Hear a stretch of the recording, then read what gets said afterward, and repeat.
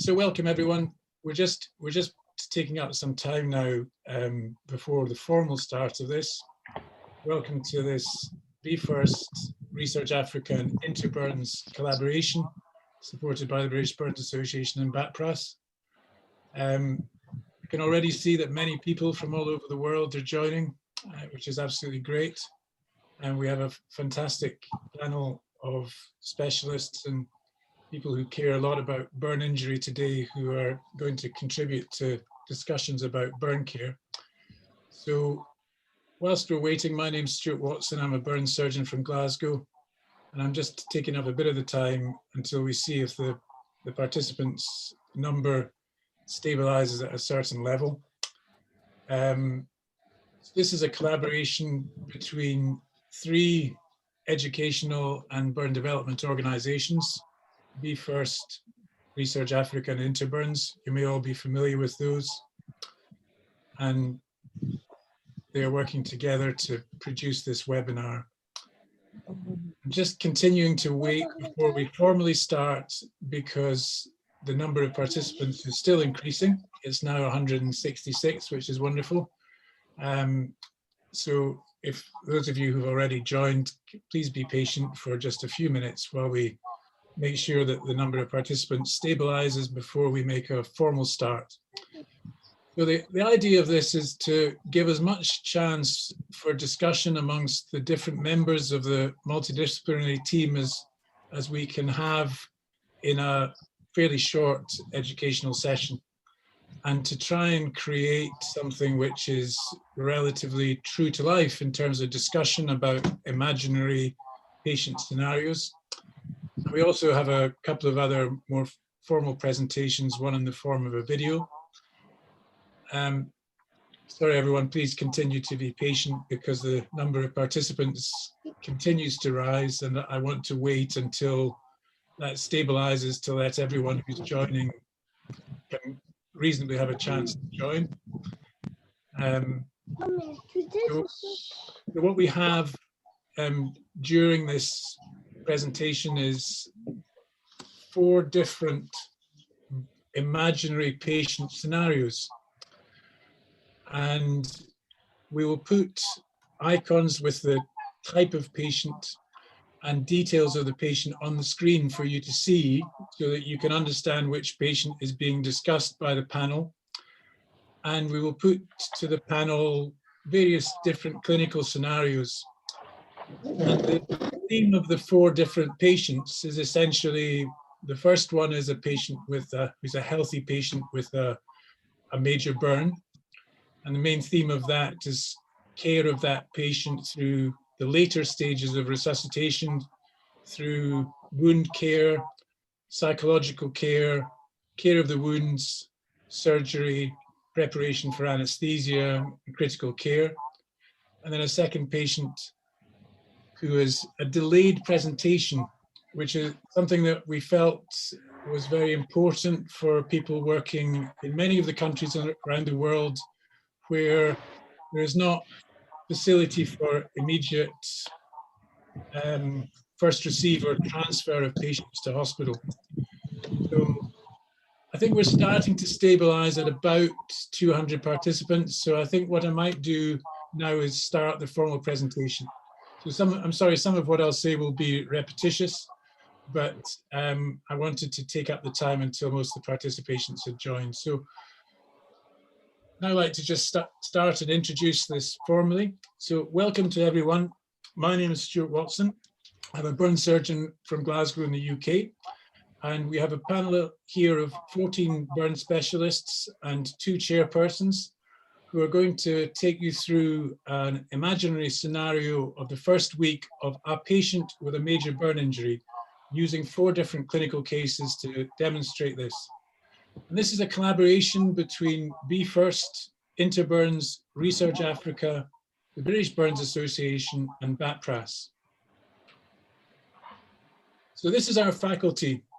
From a nursing point of view, we have Ms. Dominique Nave, who is an outstanding nurse educator, who is lead nurse for Interburns and lead of a mentorship program supporting development for nurses in low resource settings.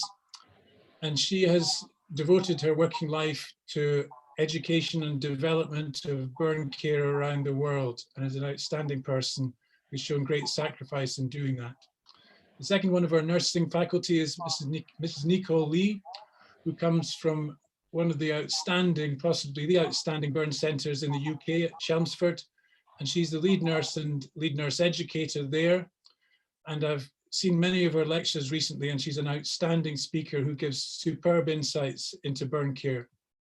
Next, Mrs. Zifili Sichinga, who is a nursing officer from the burns unit at the Queen Elizabeth Central Hospital in Blantyre, Malawi, who is an extremely dedicated person who devotes herself to treating burns patients under sometimes quite difficult circumstances in Malawi, which is a relatively poor country. And she shows tremendous commitment and dedication to do that. She's also, she's also an educator with Interburns who's taught in various countries abroad. And finally, for the nursing faculty of Mrs. Michelle Hughes, who is the lead nursing coordinator and nursing educator at the Jefferson Burn Center in Philadelphia. Michelle is an outstanding nurse educator whom I've seen speaking recently, and she has a superb amount to contribute to the best standards of burn care from a nursing point of view. Next within our faculty, we have health professionals, Ms. Pratibha Sharma, who is the lead dietitian and nutritionist at the Burn Center in Indore in India, which is widely regarded as an outstanding burn center.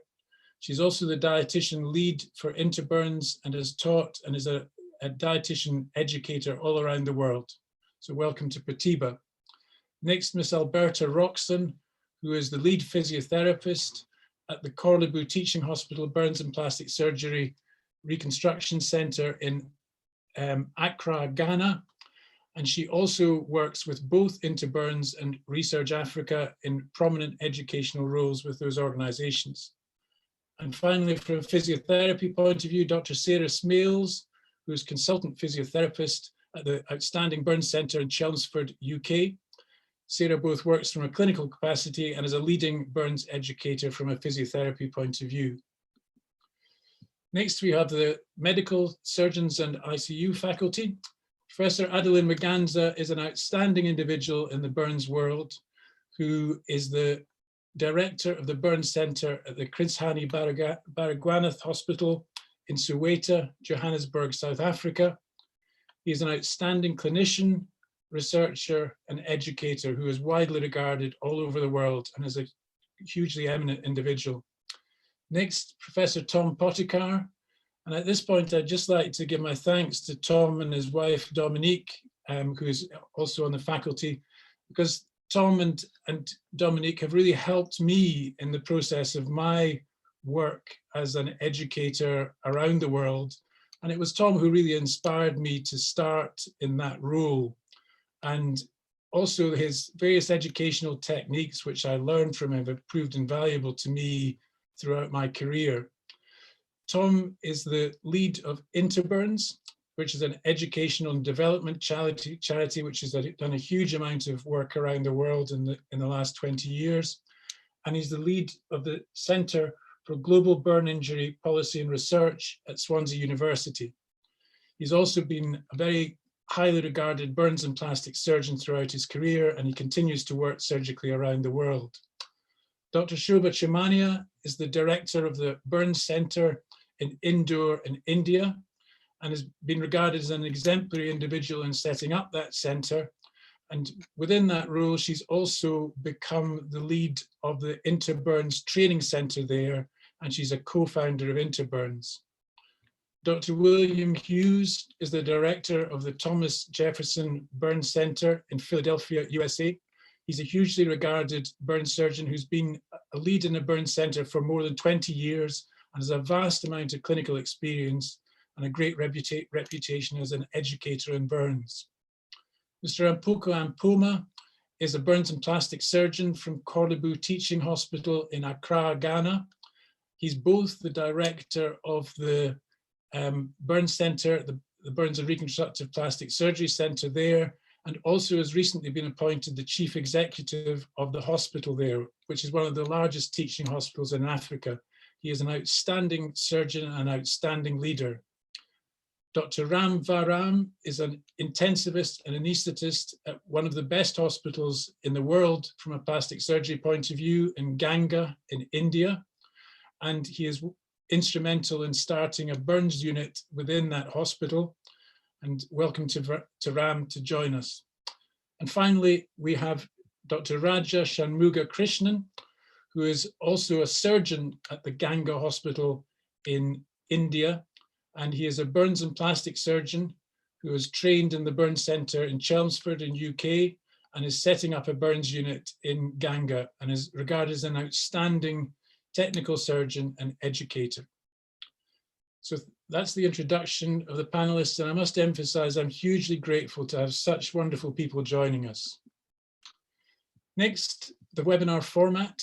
So the vast part of this webinar will be a virtual ward round amongst the group of specialists that I've listed, and we'll have discussions about the multidisciplinary management of 4 different imaginary patients.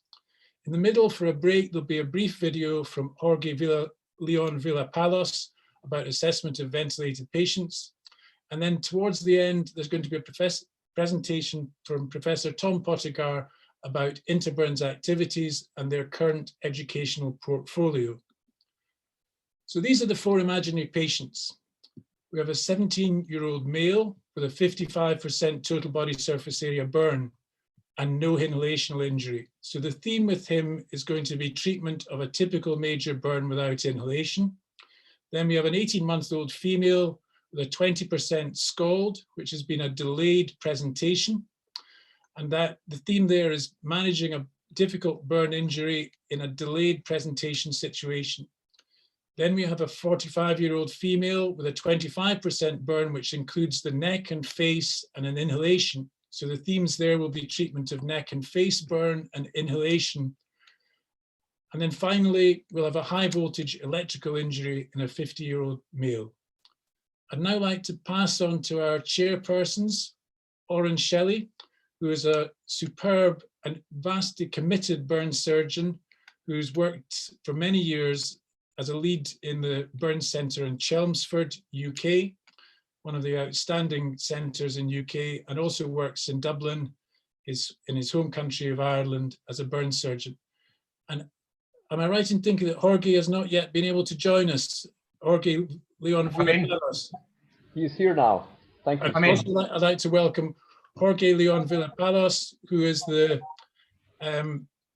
consultant burns and plastic surgeon from the Burns Centre at Chelsea and Westminster Hospital in London. And Jorge has a reputation both as a superb surgeon and as a tremendous educator with burns. So I'm now going to pass on to the chairperson. Thank you very much, Stuart. Thank you very much to BFIRST. Thank you very much to the organizers of the meeting. Thank you very much to the panelists and to the attendees. We'll start quite swiftly by presenting the first case.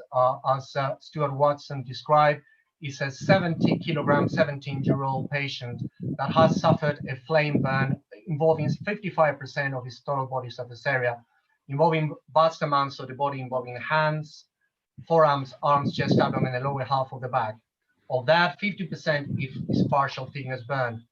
He's brought directly to the hospital and resuscitated accordingly with Parklands, and he has got an NG sited with a sclerotomy to the upper limb, and he's passing very well. Obviously, we want to describe in this patient what is the best management, and characteristically during the first week, we want to address a number of priorities.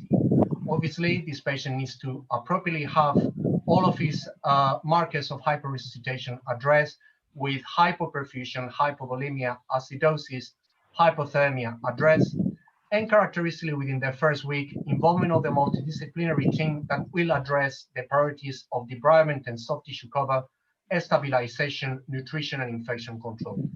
With that in mind, we'll start the discussion. I'm passing the baton to my colleague, Oren Shelley. Oren, next slide. Super, thank you.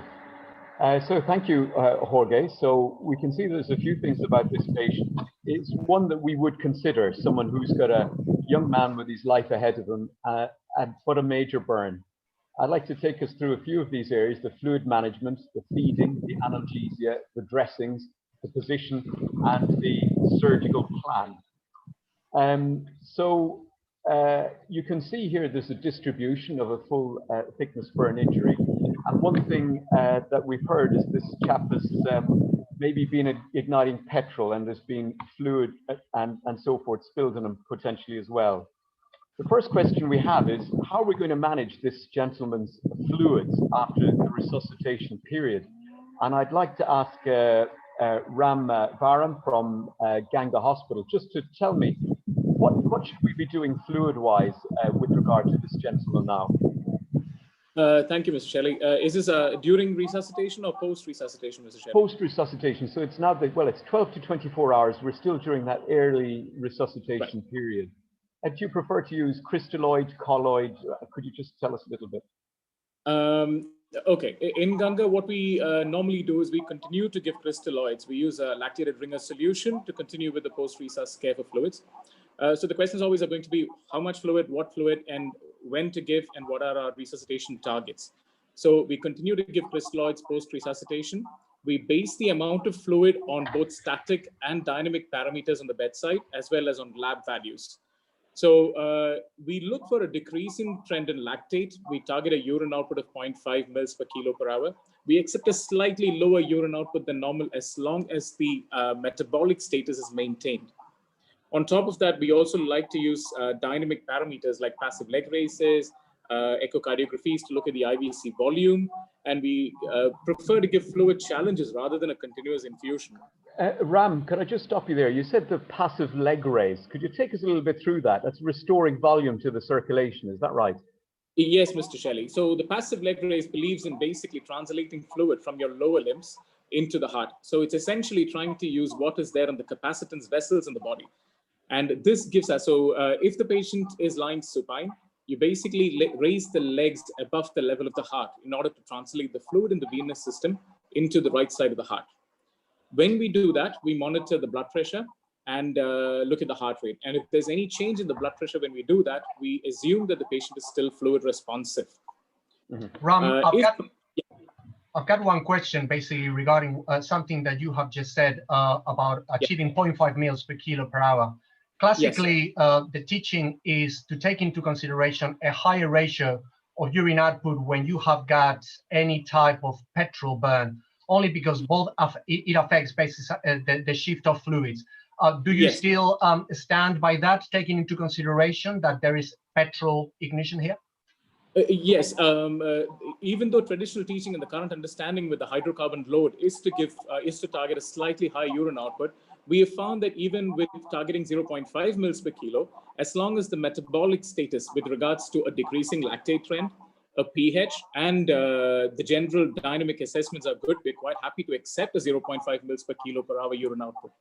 If the urine output does not correlate with the other parameters, then we give them fluid challenges and increase the baseline infusion rate.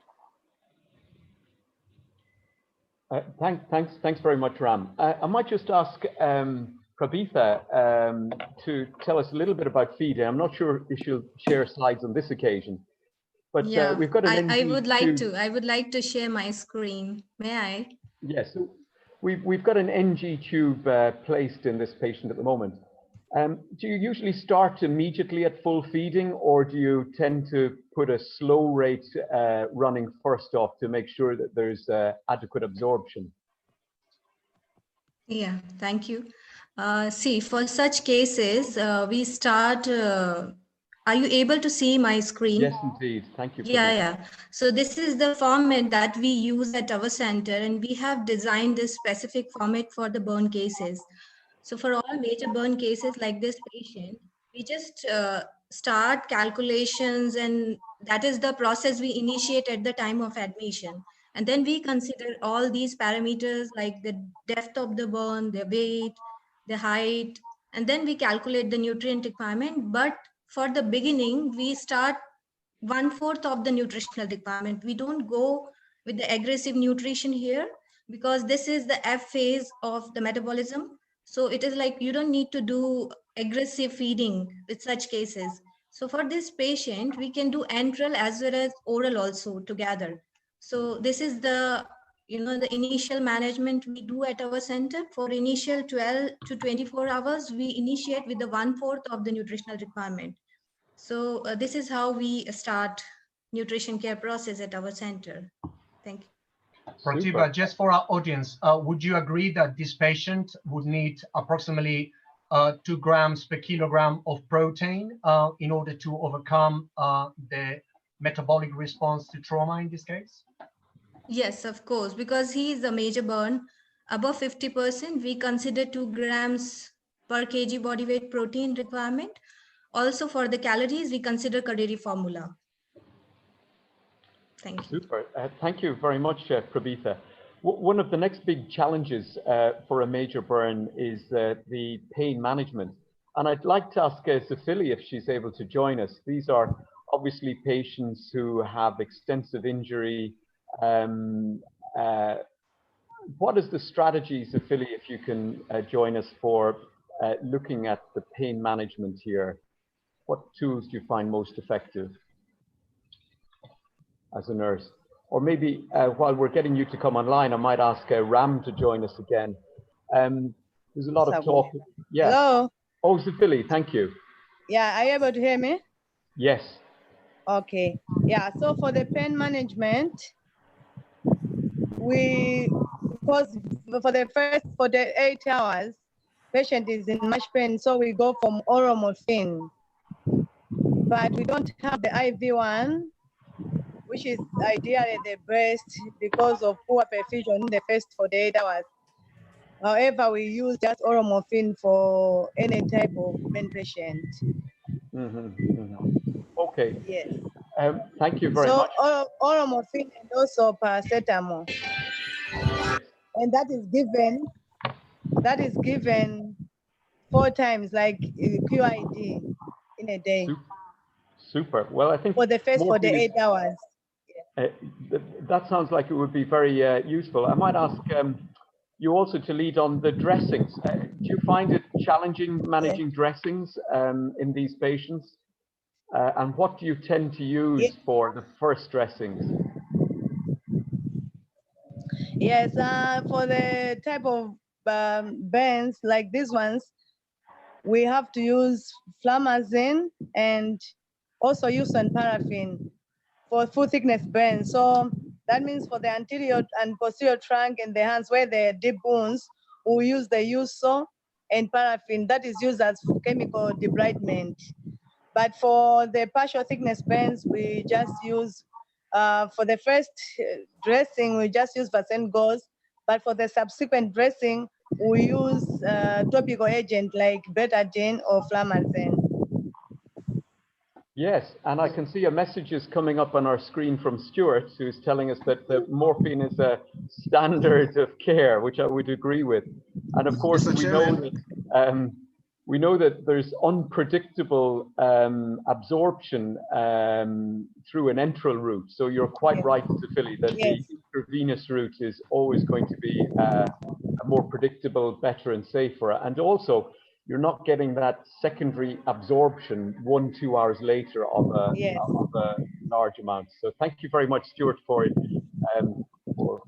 that.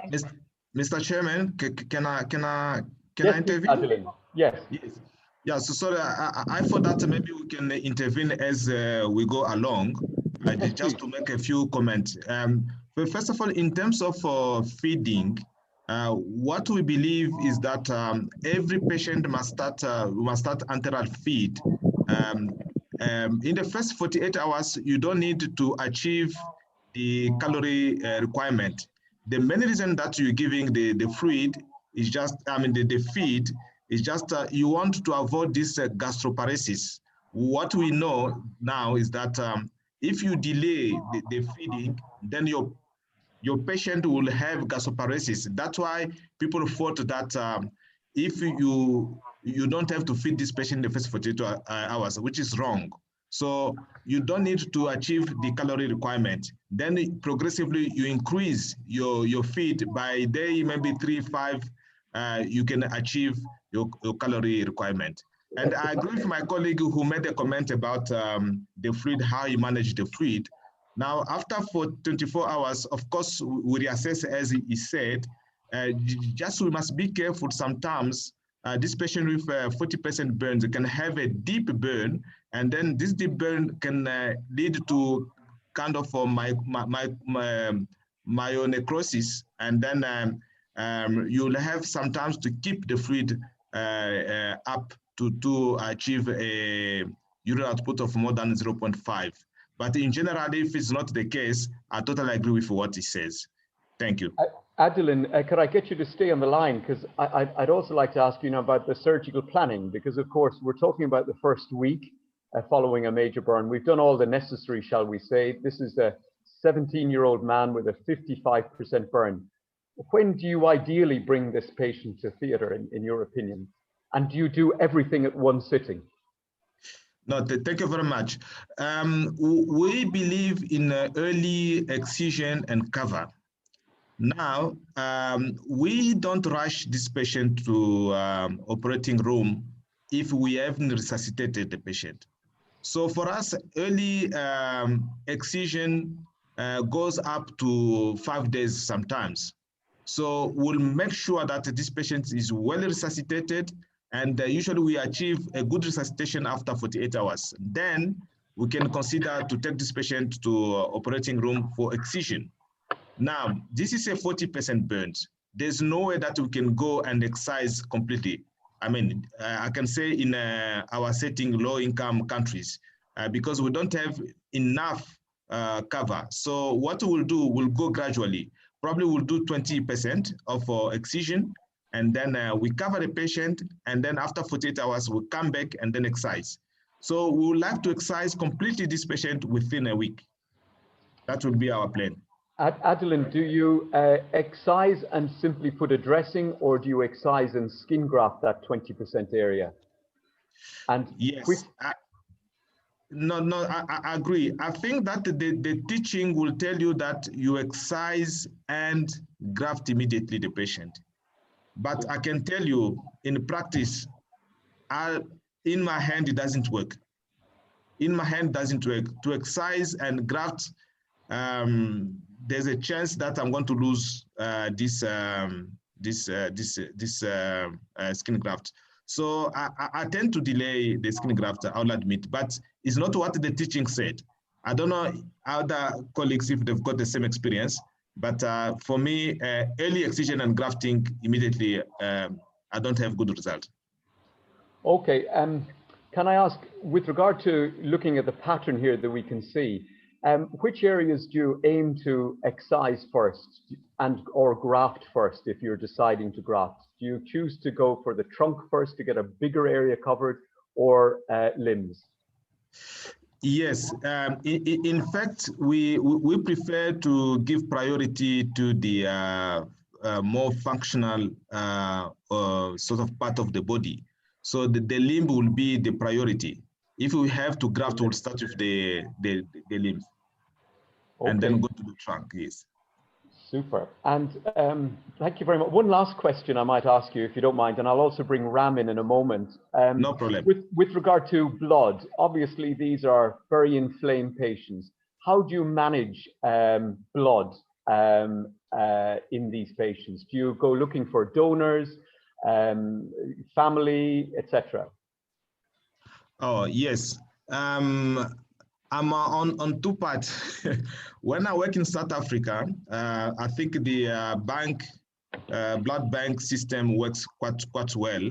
So it's not a problem. We'll do the compacts, and then we'll have blood in the operating room or on standby. So usually it's not a big problem.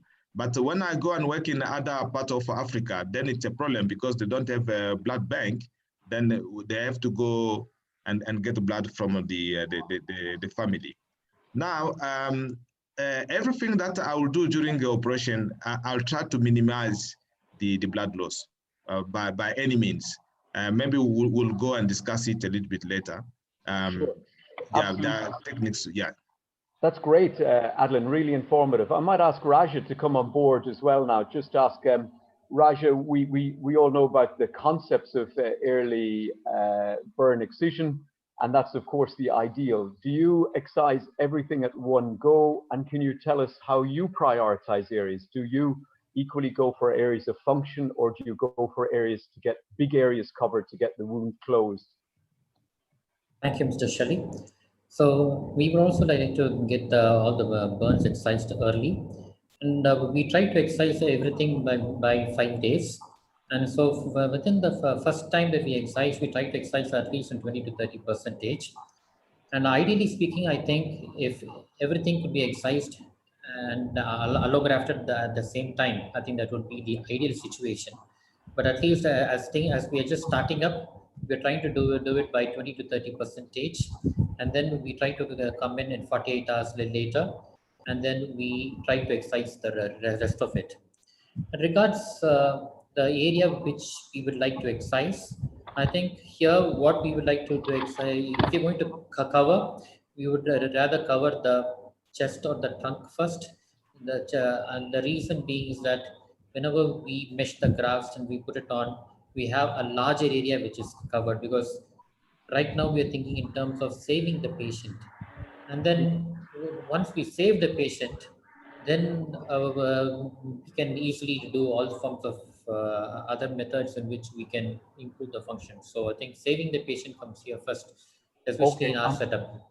I'm just going to maybe ask to move on to the next slide. We can perhaps talk about the various blood tests and psychological supports as we go along. So we're now faced into the 2 to 4 days following the injury. And he's had an approach, as many of you have mentioned, where he's having a subtotal excision of various parts of the deeper burn injury. And he's had an antiseptic type dressing on. He's had the nutrition, hopefully in line with what Prabita and Adeline have said to us, that we started off slowly to avoid trophic damage. And now we see the patient is not absorbing the feed and has got a high aspirate. I'd like to perhaps ask Shobha to come in here to tell us through. You can see we're using inflammatory markers. Perhaps do you use a CRP, or do you simply run with the white cell count, Shobha? And what are your thoughts about this patient at this point? Yeah, because we have left so much of eschar still there. There's just 20% excised. There is the back and the forearm and hands remaining with full thickness eschar. And also on the partial thickness wound, there is some eschar on the surface that is going to release the mediators, and that's going to be responsible for sepsis and the NG feed intolerance to feeding is partly a suspicion for infection in such cases in our setting. Shobha, would you agree that in these cases, putting both an NG and an NJ is useful because it allows the NJ to deliver nutrients and the NG as a marker for infection and to allow us basically? Yes, that allows you to feed even during the surgery and much pre-operatively and early post-operatively. That's true.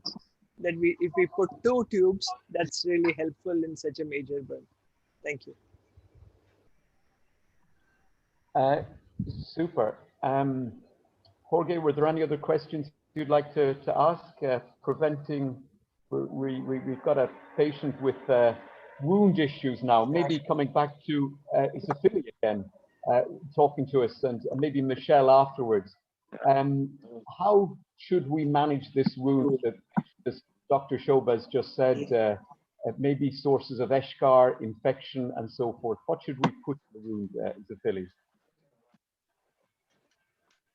All right, I don't know if I would be heard earlier about trying to use an NG and NJ. Yes, we heard you. Yes, that was very good. Yeah. All right.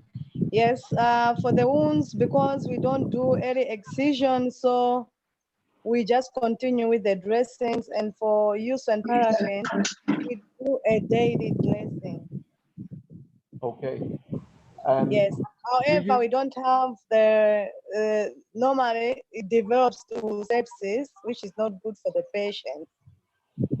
So But just to prevent the infection to go further, as we are doing the dressing, we'll make sure we remove some eschars that are loose.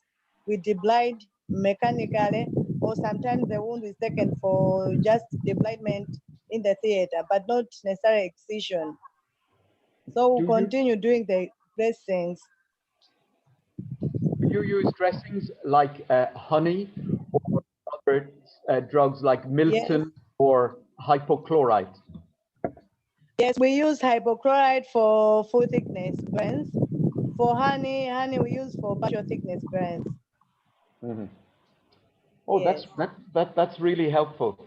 And of course, this patient has got a hand injury, and we've heard Adeline talk about prioritizing function. And I'd like to welcome Alberta to perhaps comment and tell us about what should we be doing with regard to static positioning, dynamic stretches, and so forth for this patient. Thank you. So yes, hands are a priority for burn patients. And as we can see with this patient has deep burns on both the hands, both the front and then the back, the dorsal parts and the ventral parts. So first, we'd want to position this hand to prevent contracture formation. To position this, it's called a position of safe immobilization.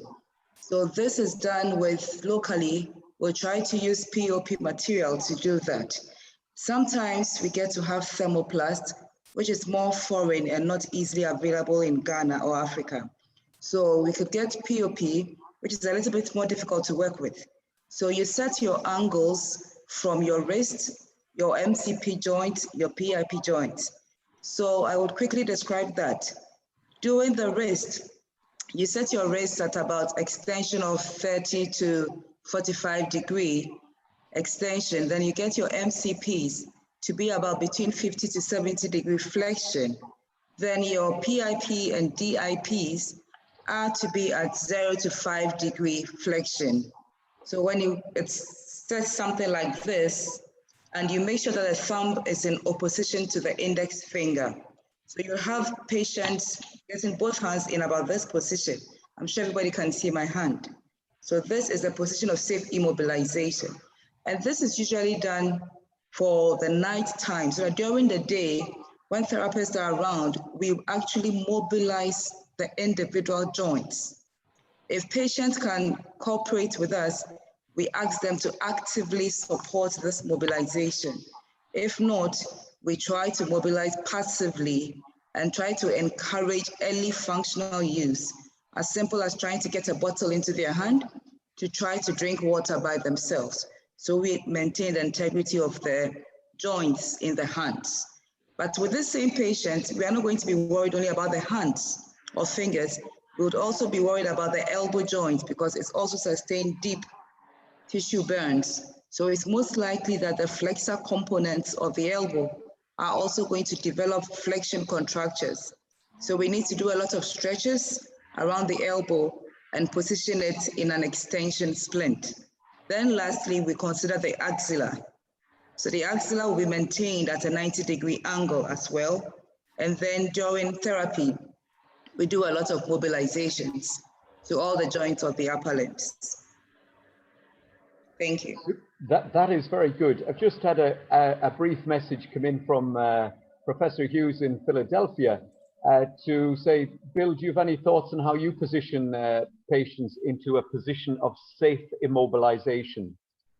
Yes, many times with a big burn like this, where it's very deep on the hands, and you're not going to be able to graft them as quickly as you want after an excision and some coverage with either cadaver or Integra, I'll many times use K-wires to hold the fingers straight so the tendons don't slip.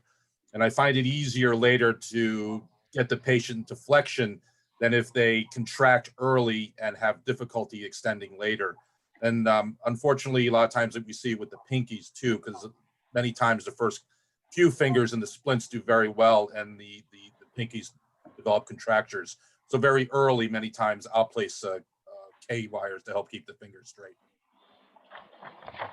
Super. That's a really valuable insight, and I would agree with the role that K-wires play in these scenarios. Right, Jorge, I'm not sure if we've any further time for this. We've spoken a lot about monitoring for infection, but we have got the next very interesting case to go to. I think it would be perhaps worthwhile, Stuart, to move towards that.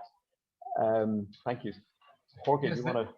Yeah, the next patient hopefully will elicit also a fruitful discussion as in this one, specifically because of the delay in presentation. This is a pediatric patient with extensive skull burns involving 20% of the total body surface area. The issues with this patient is that a fair amount of it, about half of it, looks deep, and unfortunately it arrived to the medical institution for stabilization after injury, only orally resuscitated and with contamination of the wound that was visible on examination. Also on examination, one of the main issues of concern was that this kid was malnourished. As we know, despite basically its appropriate resuscitation, this could be a poor outcome, especially taking into consideration that we will increase the possibilities of infection and will obviously delay the potential for wound healing. Let's start the discussion. Next slide, please.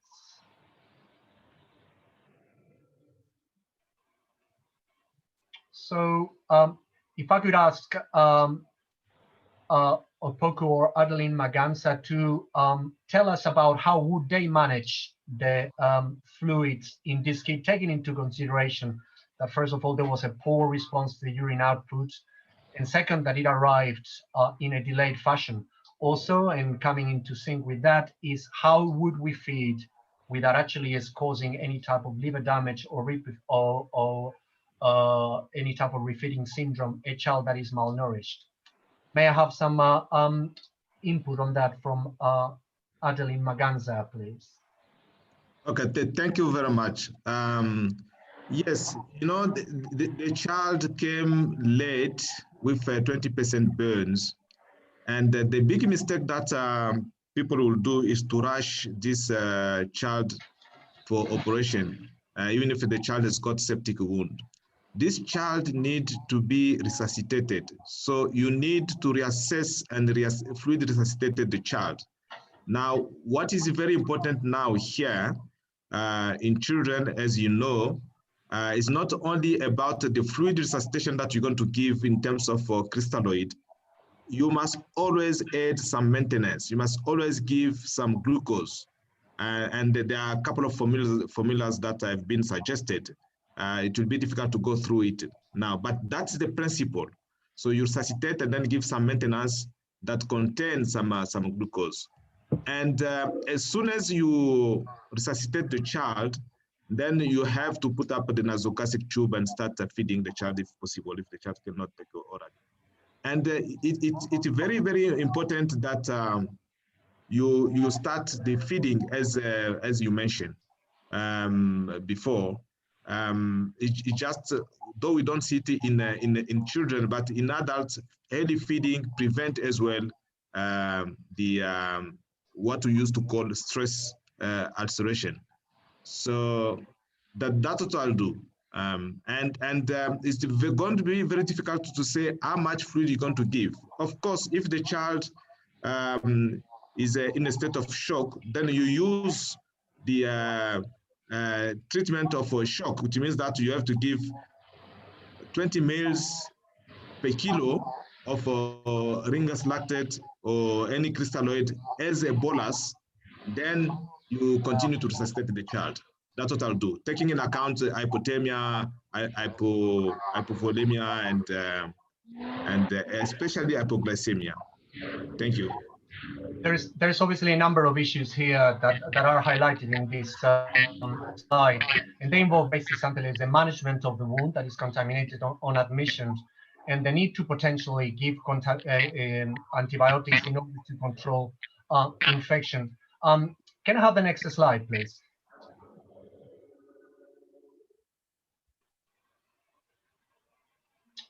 If we face a situation like the one that we have got in here with a worsening renal failure due to delayed resuscitation and an acute kidney injury, obviously all of the other markers of hyperperfusion and infection are going to be worsening. With that in mind, can I ask Bill Hughes what would be his approach towards a worsening in sepsis and the management of the injury and the concomitant kidney situation? Sure. While I agree that, resuscitation is probably the most important part here, as opposed to early excision, as was stated earlier, I think at this point, if I'm worried about the wound leading more toward infection and causing a septic picture, worsening the renal failure, I may at this point excise the deep portion of the wound and probably cover it with, again, with something like cadaver for later grafting, increasing my resuscitation, hopefully helping out the kidneys that way. Control of the sepsis and increased fluid. And of course, when you start to get septic and infected, you definitely require more fluid. And I usually see this later on down the road if they develop a burn wound resuscitation. It's almost like you are resuscitating them from the start again.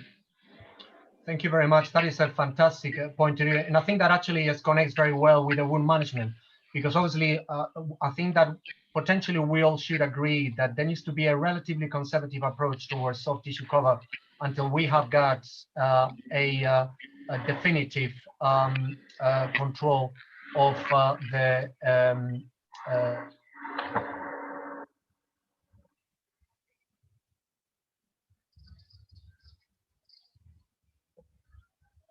We've lost Jorge's connection briefly. Jorge, we've lost you very briefly, but thanks, Jorge. We were talking a little bit about the wound management, and we heard about the challenges from Zafili before.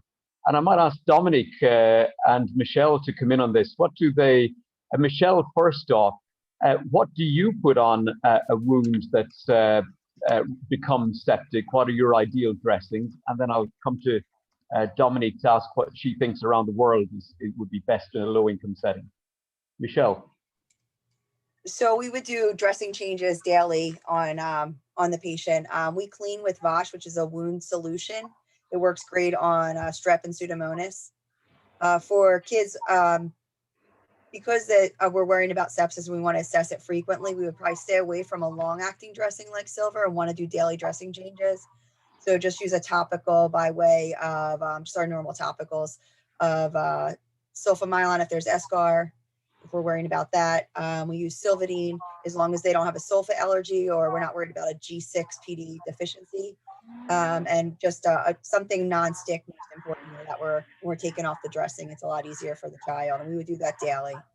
And Michelle, to ask, does that need to be done under sedation, or what tools do you use to get the pain control just right?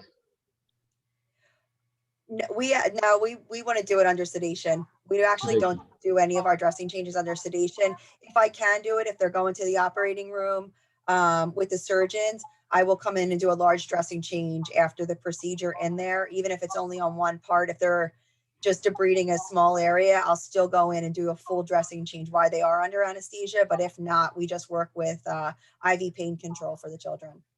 Super, thank you very much. And Dominique, what do you think is the best solutions that are readily available around the world to manage complicated wounds? While Dominic, the problem with kids like that and what's available dressing wise, I mean that's a problem that we haven't mentioned from the beginning. Is well, Silver dressings are not available.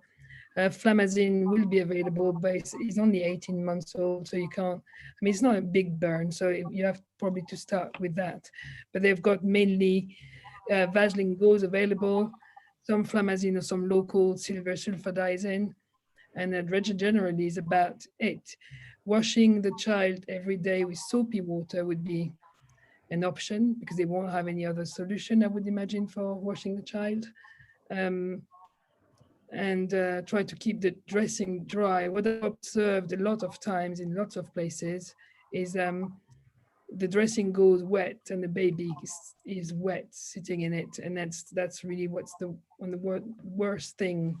So, but again, when I saw in Ghana, there's a lot of will, and the nurses are very trained, but the dressings are not available. So it's a good thing to say we should do it daily and put all sort of things on the patient. But if the patient can't afford the dressing, well, it's quite difficult to go around that. So that's why sometimes the dressing are not changed as often as they should. Sure. Thanks very much, Dominique, for that. And I know Opoku, I might ask to come in just now, because you've hit on a very significant point, which is the availability or the lack of availability of dressings in a low middle income setting. And I know that in Ghana, Mr. Aboma has set up a little dressing factory. I don't know, Opoku, if you can give us a little your thoughts on that, and how useful that is, and would you recommend it to other units to set up? Thank you very much, Aaron. As the issue of availability of dressings is an ongoing challenge that we're trying to surmount. The fact is that silver sulfadiazine is readily available, and some of the other basic dressings are quite readily available, but the more sophisticated dressings are not. And so that limits the options for the patient. Having said that, with regard to this child, in terms of the amount of dressings required, because it's this child, then it's not quite a huge amount. So for most children like this, we are able to provide for them from our factory, without them having to, necessarily having to pay for it up front. So for a child like this, it's quite relatively straightforward thing, but it is definitely a challenge for most people. But so what we do is that we do not necessarily do daily changes of dressing, but sometimes they do 2 to 3 times a week. But the underlying principle there is that should the dresses soak through, then we would go ahead and change them, whether the scheduled dressing change is due or not. So that is how we go about it. Super, thank you for that, Opoku. It's a really good insight. Thank you. Jorge, I'll return to you.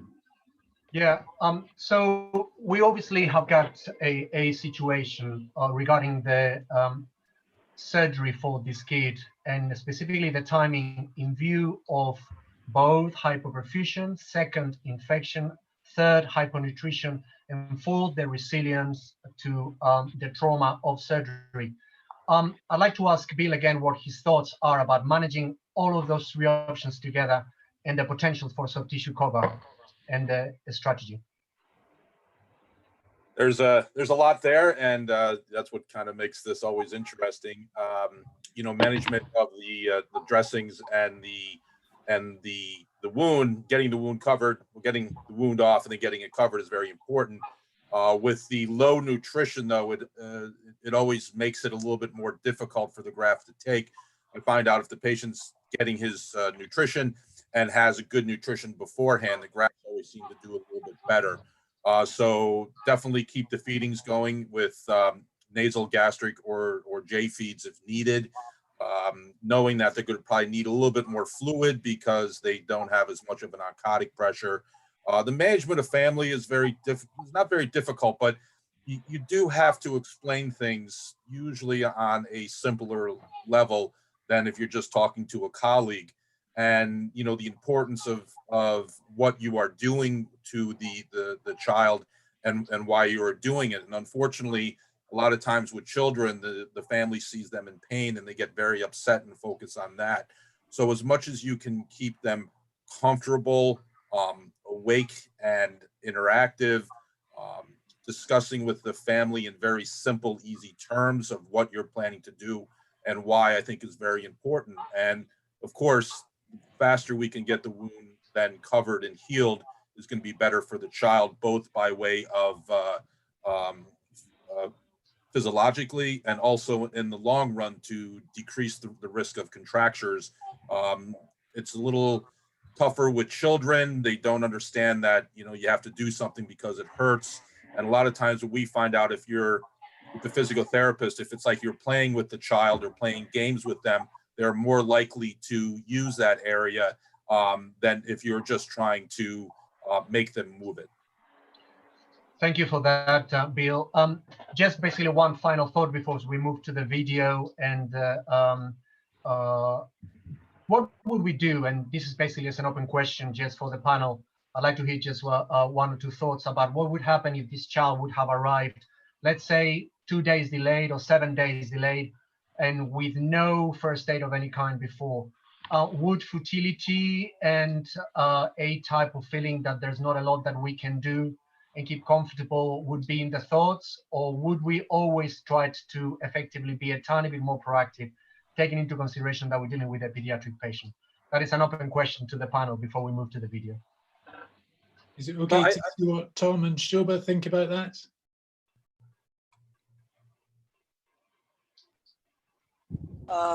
Can I speak first?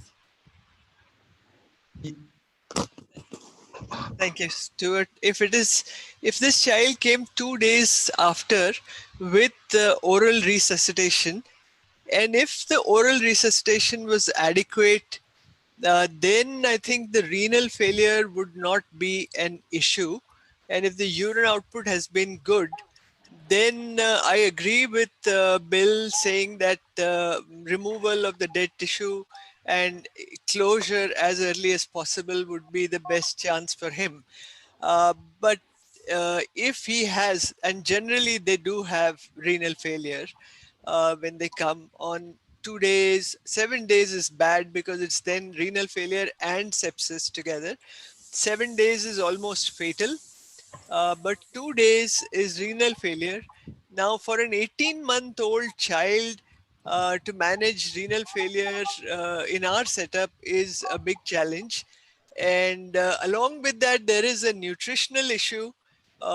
He is a malnourished child, and to do any major surgery in a malnourished child would be very challenging. Because they suddenly are not able to face the stress, and if you're not able to provide enough nutrition adequately at the time before and after surgery, then the surgery is going to be futile. So I guess the surgery for such a patient in our setup would be delayed. We will do conservative treatment to begin with. We may think of some enzymatic debridement for this full thickness area conservatively without operating, and manage the nutritional issues and the renal failure, getting good urine output, and then move on to surgery maybe after 8 days or so. Thank you. Yeah, can I just add to that?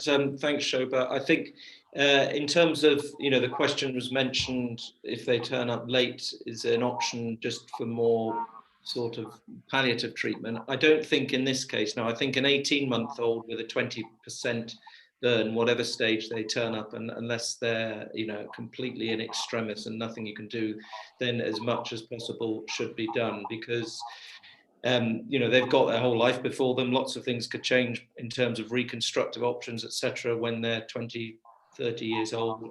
They recover, they can bounce back a lot quicker than adults. So they can be very sick, but then they can also get better quickly. I agree with Shobha about the operating. I mean, clearly, especially if they're malnourished as well, then we're just creating more wounds that are probably not going to heal. Looking at the distribution, I think it's really important to splint, particularly the axilla area here, to at least try and prevent contracture, even if you're doing delayed surgery. And then there's also the issues that we haven't talked about, which depends very much the environment you're working in, but certainly in some, fairly basic facilities, it may be also issues with consent around parents not wishing to give consent for surgery in the first place, and that's something that arises quite often as well. But I think it's keeping to the basics is the resuscitation, trying to prevent sepsis and infection, trying to prevent the wounds contracting initially, so that if it is possible to excise and graft them later on, that at least the range of movement, etc., would have been kept. But I think whatever in this age group, then absolutely in an 18-month-old with a 20%, it's worth absolutely putting every effort in. Thank you Can for I those ask thoughts. Pravitha one last question as well? We've seen this young child is probably now struggling, has come in late, was already malnourished, is presumably not absorbing anymore, and now has got renal failure, which is going to challenge with regard to the protein input. Could you very quickly say what changes or adjustments you'd make or how you manage the nutritional aspects? Yeah. Usually for such cases, we prefer feeding slowly. We don't go aggressively, and then we start with slow volume and then some specific formulas. Like instead of giving polymeric formulas, we usually prefer giving some pre-digested semi-elemental formulas for a time being. So that's how we start feeding, and then we start with 20 or 25 ml initially. We see the tolerance and then we increase the volume. So that's how we do. We also add some MCT based formulas that is easy to tolerate for such kids. So that's how we manage at our center. Thank you very much. So I think we probably will need to see Mr. Leon Villapoulos in action now with a very nice video showing how he does a ward round in the ICU. So this is Jorge dressed at the Chelsea Westminster, where he's a lead role in burns. Thank you, Jorge. Good morning. I'm Jorge Leon Villapoulos. I'm a consultant plastic surgeon at Chelsea and Westminster Hospital. And in this small video, I'm going to try to show you the minimum set of information that you need to get when you do a burns intensive care round. Please follow me.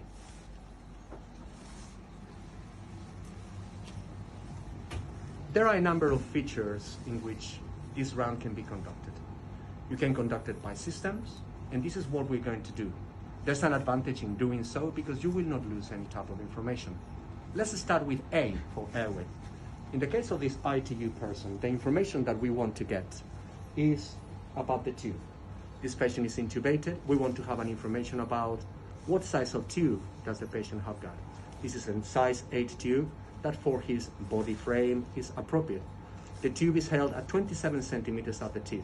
That is a piece of information that is worth having in order to make sure that the tube is not dislodging. Once the airway assessment has been completed, but making sure that there is a permanent and consistent airway, we go to the breathing. In the breathing, it is important to analyze the patterns of the ventilator. In the case of this patient, the patient is a non-mandatory form of ventilation like press and control BiPAP.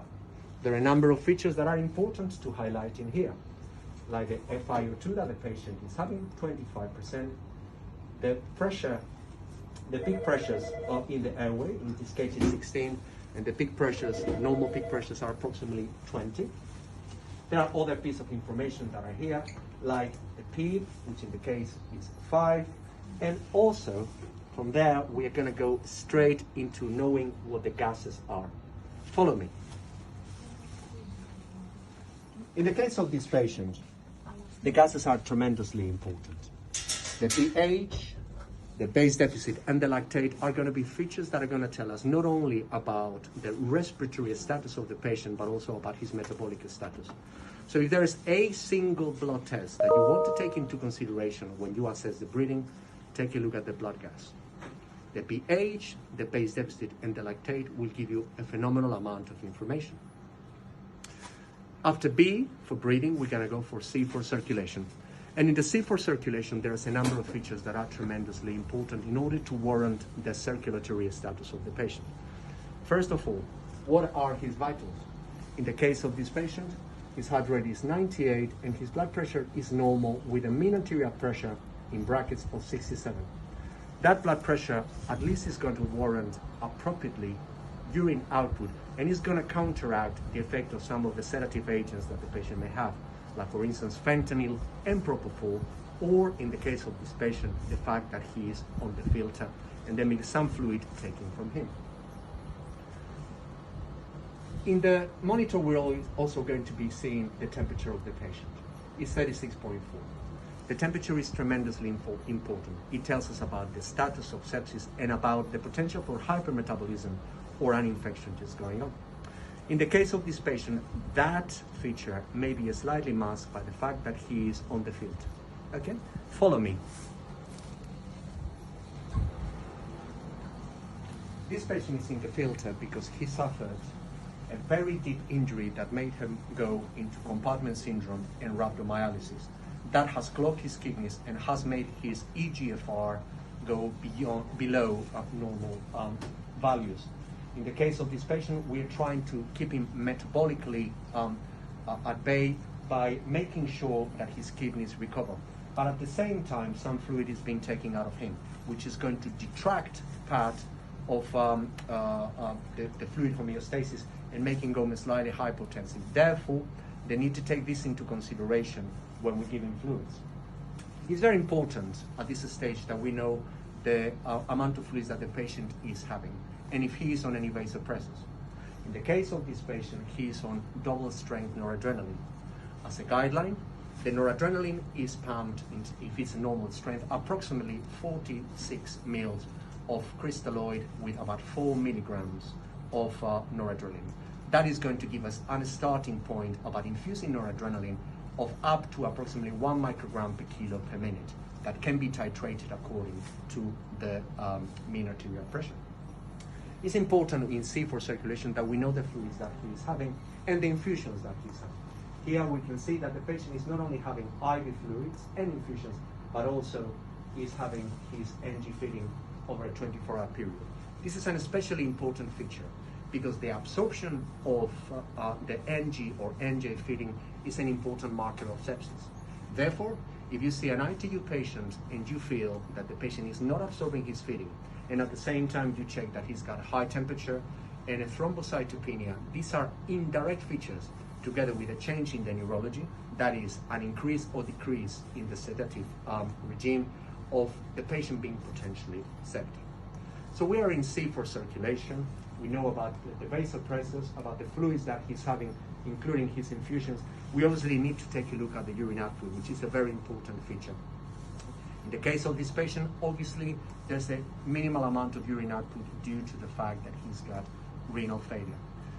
At C4 circulation, we will always make sure that we know where the lines are, and it is important that we make sure that we have got an absolute track on when the lines of these patients were inserted.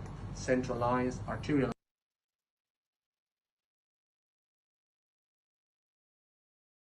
Very much for that great talk, Jorge. It's given us a great insight into how you run your ICU in a very kind of controlled way. So we're going to move on to the next case now, which is a female patient. It's a 45-year-old woman with who's 65 kilograms, who's caught fire while using a kerosene lamp indoors, something I'm sure that's very common around the world. Indoors, and a lot of smoke and altered consciousness at the scene, and real worry about soot in the airway, facial burns, and inhalation injury. And we're quite fortunate that in this setting, the patient has been already intubated and resuscitated. You can see there's not a great urinary output, but they're oxygenating well, some acidosis corrected, and now the lactate is elevated. And on the next slide, please, I'd like to bring in Sarah Smales from St. Andrews. This is Sarah, a patient where we're seeing now a significant smoke inhalation injury. Can you take me through that a little bit in how should we best manage?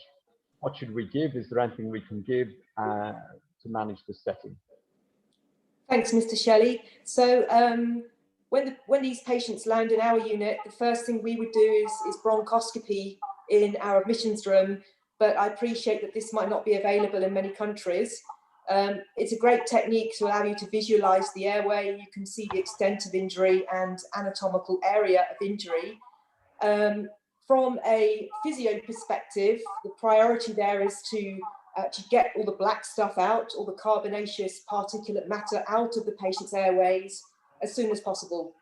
So this can be done via a bronchoscope if you lavage and suction at the same time.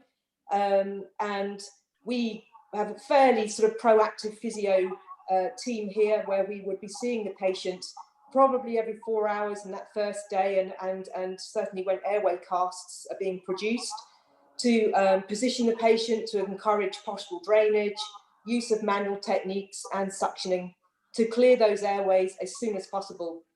The longer that carbonaceous stuff is sitting in the airway, the more inflammation, the more chemical injury, and the worse the outcome in terms of acute lung injury and ARDS. So that's a real priority, is getting those airways clear as early as you can. Super. And of course, this is maybe a unique setting. The patient is already ventilated, which may not be, of course, the case elsewhere. But there's other tools that you use, if I'm not mistaken, things like nebulized agents to try and break down some of those casts that you mentioned. Yeah, sure. In our unit, we always give a triple regime of nebulizers. So we use salbutamol 5 milligrams every 4 hours, and we use acetylcysteine, NAC nebulizers, that's 30% every 4 hours. And we use heparin nebulizers, 1,000 units, again every 4 hours. So there's a fairly intensive nebulizer regime to break up those plugs of carbonaceous matter. And we give that regime for 5 to 7 days, depending upon the severity of the injury. Yeah, thank you. So the idea there being to kind of get the bronchodilation while breaking up the plugs themselves. Fantastic. And Nicole, maybe you could guide me on how we're going to manage the face care and other aspects of dressing. So a deep burn to the eye, so we're potentially worried about exposure. What do you think?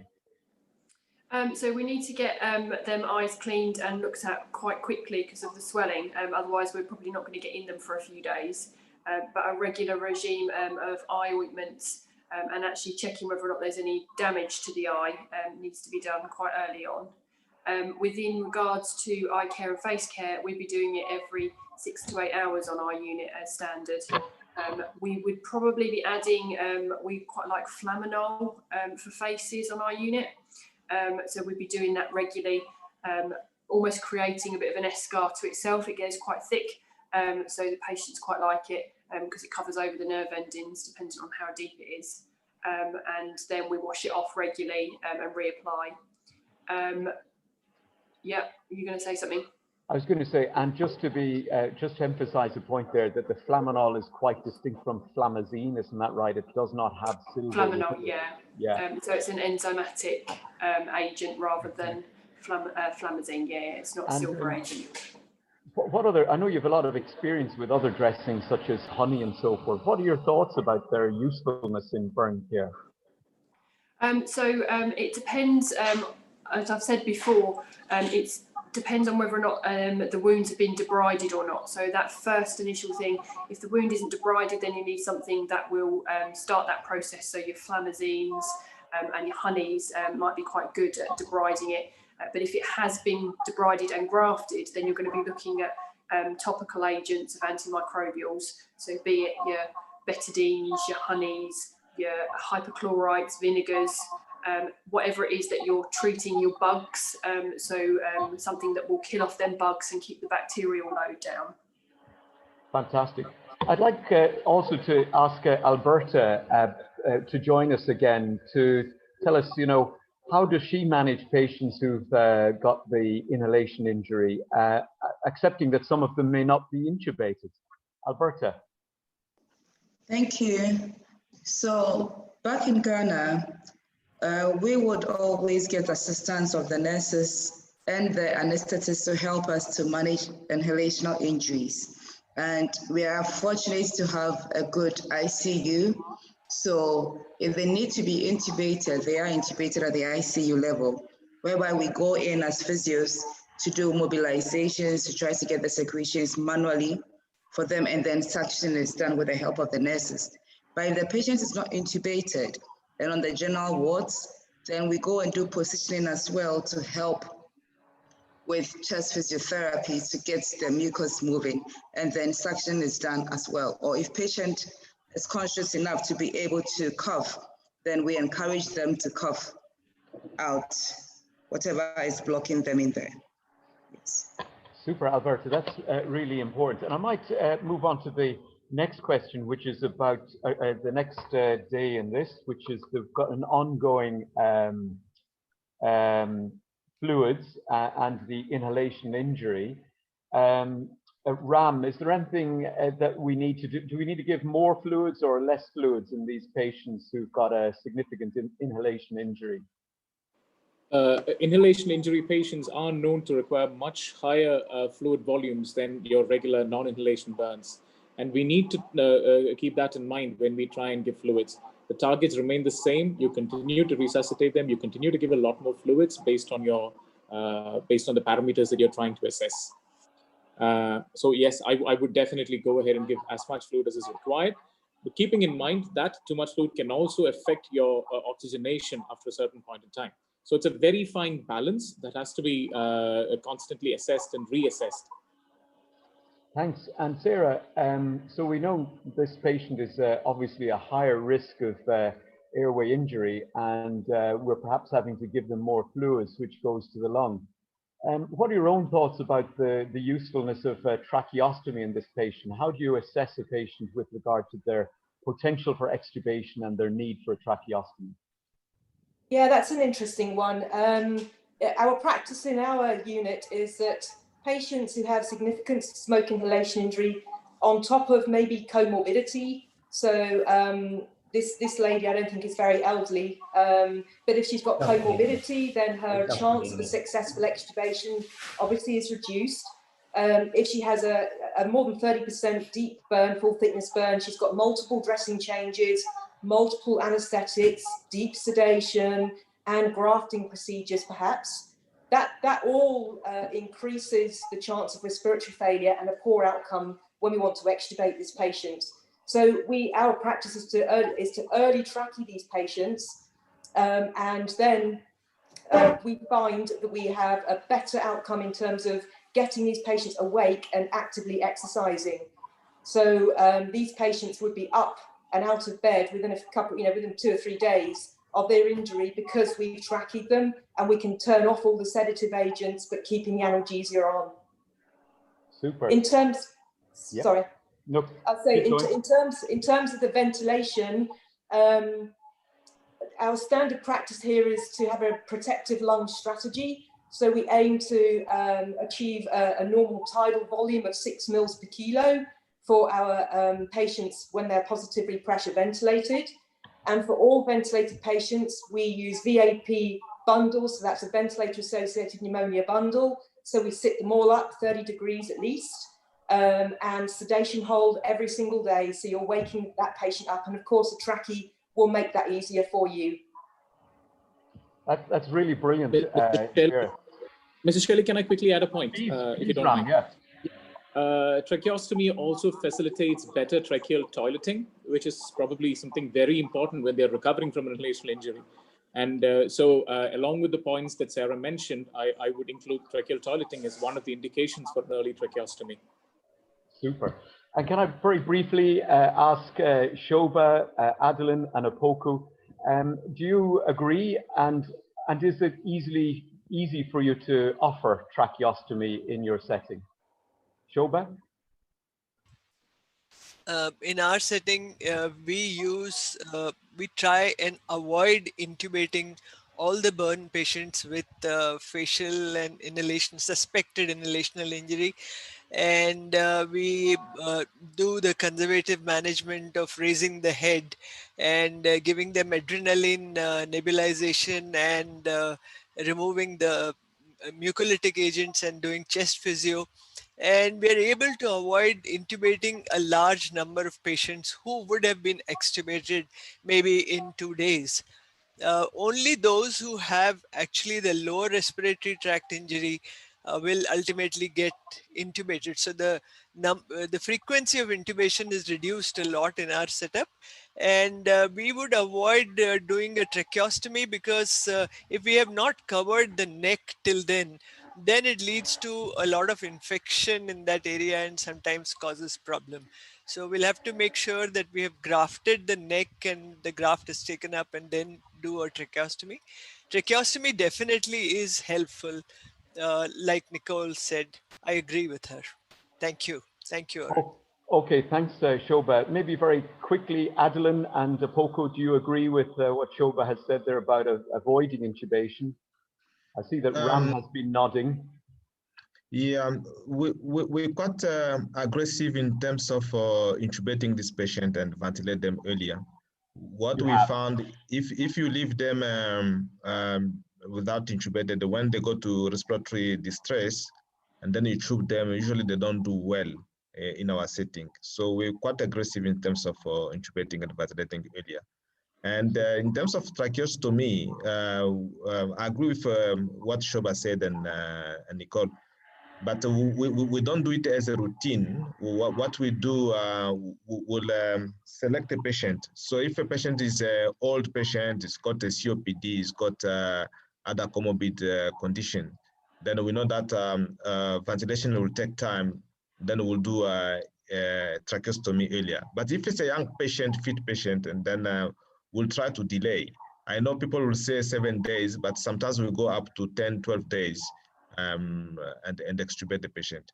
And I totally agree with Shobha that tracheostomy must always be careful because around the neck, if the wound is a full thickness burn, sometimes you get morbidity from the tracheostomy. Thank you. Thanks, Adeline. I'll maybe invite Poco in at this point to talk not just about the tracheostomy, but also management of the eyes, because this can be a very tricky area. We've heard there's been a deep burn injury to the eyes. We want to protect the cornea.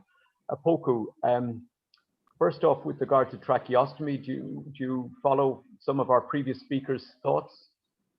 Yes, yeah, you were saying we would, it's not something that we would go for instinctively, something that would have to be carefully considered. And in our practice, we've rarely had to perform a tracheostomy on our patients. It's something that we do avoid because of also some of the aftercare issues with the trachea.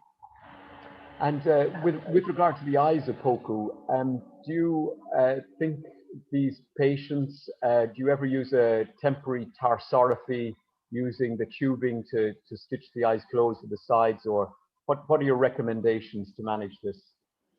Yes, because the eyes are quite important, and if they are neglected, or sometimes they do contract quite fast. They do develop an arterial quite fast. So once this is seen, then we would use the corrugated drains silk to do a catastrophe. But sometimes what we do is that we do not close the entire eye. We just kind of narrow the lateral edge a bit so that they can still have some level of eye opening, but then it doesn't get the eye exposed to keratitis. Thank you. Thanks very much. Okay. You might take the next slide, please. So we now see the patient has got their ongoing fluids as being described. They've had the respiratory management as Sarah has supported, and now and inotropes. Perhaps this patient now has got an ileus. And I'd like to ask Raja, who's been listening attentively, something that we do commonly see where these very sick patients end up not absorbing, and we're wondering something might be going on. Have you any thoughts on this with regard to sepsis versus intra-abdominal hypertension and so forth?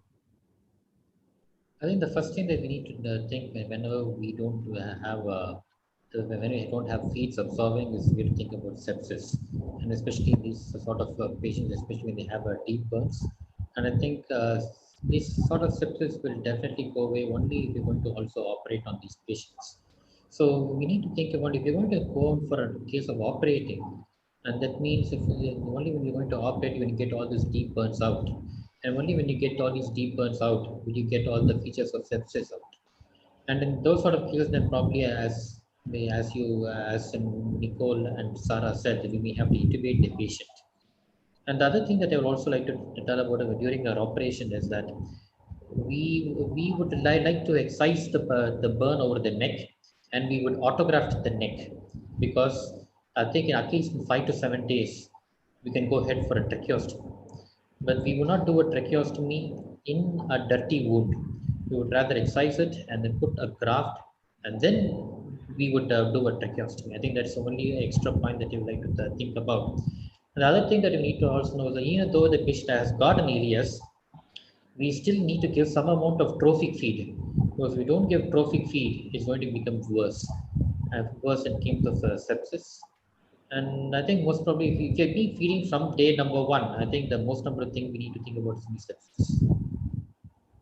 Yeah, super. I think that point is one very well made, Raja, that you know, the burn needs to be debrided early on the neck to facilitate the tracheostomy placement and so forth.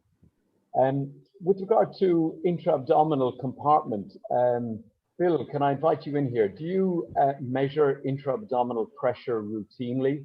We've had a discussion about this in the past. It's suggested that up to 75% of major burn patients have intra-abdominal hypertension, which can lead to intra-abdominal compartment syndrome. Bill, do you have any thoughts on that? Yes, definitely. During the early period of resuscitation, we monitor the intra-abdominal pressure every 2 hours. 25, I start getting worried. At 30, I'm mostly opening to release. I do find it one of two ways. Either it's edematous bowel or it's ascites. And it seems like in the younger patients, I see more ascites. And if I can see that on ultrasound, I will sometimes just place a PD catheter to drain as opposed to open. After the resuscitative phase, I think I see it a lot less frequently, and we don't monitor it after 24 hours unless if we fear something is happening, such as, again, they're septic and we're using large amount of fluids again, or for some reason they show signs, decreased urine output, they're not tolerating tube feeds, increased pressure in the ventilator from the pressure on the diaphragm. Then we will check as needed, and if need to, release the pressure by opening the abdomen. Super. I think that's fantastic. Now, I know there's a potential to talk a little bit more on this slide, but there's one next patient. I think it'd be very useful, even if we can just do a brief chat about that next patient, Jorge, with an electrical burn injury. Before we, well, we've got more. Yeah. Yes, thank you, Oran. I think that this one will obviously solicit discussion before we listen to the talk of Professor Potoka. This is a 50-year-old male that has been subjected to a high voltage electrical injury involving 10% of total body surface area. By definition, that is going to be very deep and it's affecting the upper limbs with exit wounds on the feet. Obviously, this patient has been in theater for fasciotomies, but due to extensive muscle damage, you are going to find a degree of electrolyte derangement that in this case is shown by peaks in waves in theater that are treated basically as appropriately with ibuprofen and insulin dextrose. Even though the urine is still there, urine output is still there, the urine output is still less than efficacious at 20 mils per hour.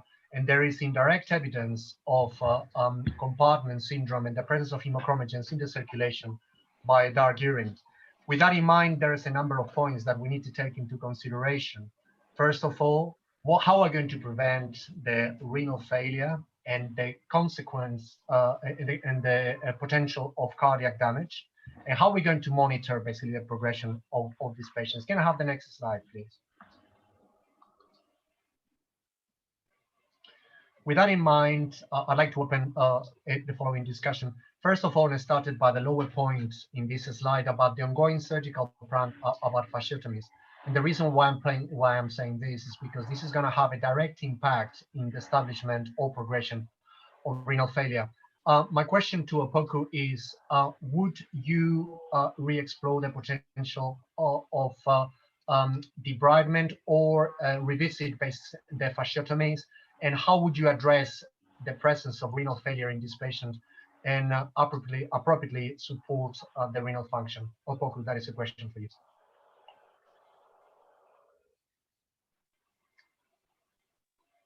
You're muted, Opoku. So we do see quite a few of these electrical injuries from people who either work with the electricity services or people who are trying to tamper with electrical installations. And so it's quite it's not an uncommon presentation. For this depends on the time of presentation, where they've been before showing up to us. But then in terms of preventing renal failure, first of all, we would look at the resuscitation, look at the urine output. Also, because of, it depends on the timing of the fasciotomy. Most people here tend to get fasciotomies a bit late.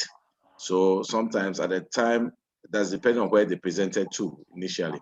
So sometimes at the time of presentation, they tend to have some dark urine, some of the stigmata that show that there's myoglobinuria already occurring. So we would monitor the urine output, monitor the urine electrolytes, also do the ECG, and then depending on what we find, we would treat appropriately. So we would usually involve our physician colleagues and the renal team to also see this patient, so that in case the patient may need to be dialyzed, then that can be arranged during to make sure that the patient doesn't deteriorate.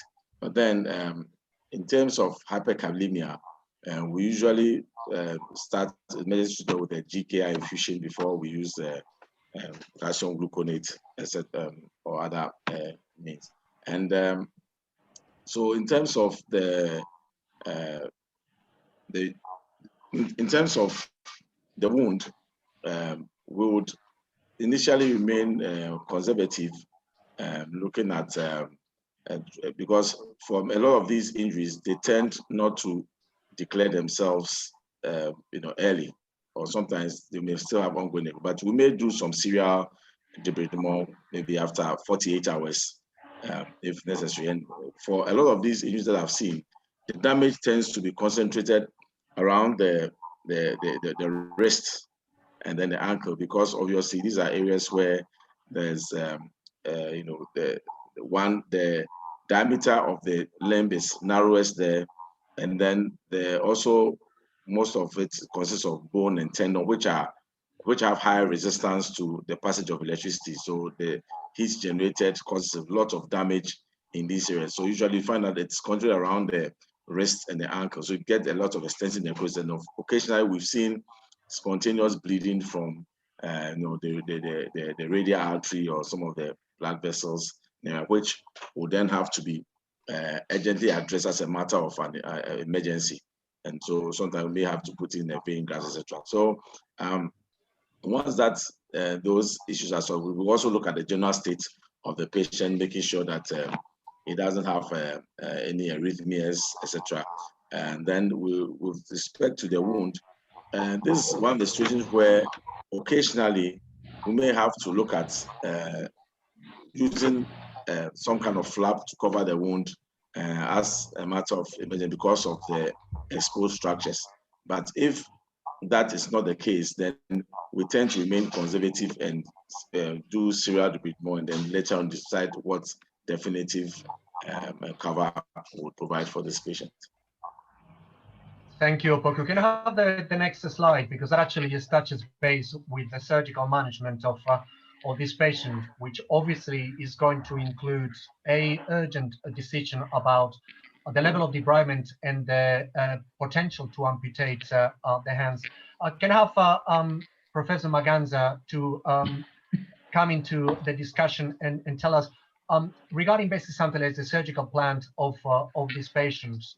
Would you consider also a similar approach to the one described by Opoku in terms of delayed fasciotomies, taking into consideration that may increase the possibility of renal failure? And what would be your decision for reconstruction versus potential amputation in the case of a high voltage electrical injury in this case? Do you think that in this case, doing a carpal tunnel release in addition to the fasciotomies would have actually changed the management? Adeline. Thank you very much. Most of these young patients, we see them in South Africa. They came at night because they want to steal the high voltage cables And we have to act very fast because we don't want to wait until the next day when the operating room is available. So if it is available, it's fine. But if it's busy, as you know, we're very busy with gunshot and so on. So you have to do something quite quick. And in this case, we use ketamine. You give a patient a ketamine even to the resusc room, and they can manage to do some of the fasciotomy in the resuscitation room. So we'll be very aggressive, and then as Oppo said, we will go and relook this patient because even if you've done some debridement, after 48 hours, you have to come back. So that's what I'll do. In terms of renal failure, we have to prevent it. And then the way to prevent for us is fluid. Until we're sure that patient is not passing enough urine, then we start to use some other things. Maybe we'll try to push the urine by giving some Lasix. We'll try to alkalinize the urine. And in some few cases, we have to use the monitor just to try and push the diuresis. Now, if everything failed, then we, of course, go to renal dialysis. That's how I'll manage this patient. Thank you very much. That is a fantastic insight. Can I ask our therapy colleagues about how would they manage the positioning of the hands until a decision is made regarding reconstruction or amputation? Can I bring Alberta into that discussion, please, or Sarah Miles, and you can give both your input. Thanks. Shall I go first? Yeah. Okay. So with regarding to positioning of these hands, again, it's a similar position that Albert has already described. I would look to get this hand splintered as soon as possible in a position of function, which again is 30% extension at the wrist. MCP should be flexed 70 to 90 degrees with full extension of the IP joints. The thumb would be in a degree of in abduction and a degree of opposition. And that should be done really as soon as practicable and maintained with regular remolding of the splints. I understand that we are lucky here in the UK and also in the US, we have good thermoplastic materials, so we can just remold and reuse the same splint. But I know in a lot of African countries, this is not possible, and POP is not quite so easy to manage with. So I'm sure Albert is a lot more creative with what she can do with her splinting. Yeah, thank you. Just as she said, so we manage with POP most of the time, but if you're lucky to have bits and pieces of thermoplast, then we get to use the thermoplast. We're trying to get thermoplast into the country so that at least our patients can benefit. It's not readily available all the time, so we try to deal with what we have. Sometimes we also use cardboards or sometimes a bit of, not like wood, but then another kind of solid material which needs to be padded a lot. And when we do that, like the pipes, we are not able to set all the angles at what we wish to have set them. And that simply means that we try to avoid flexion contracture so that at least we can have extension at some of the joints.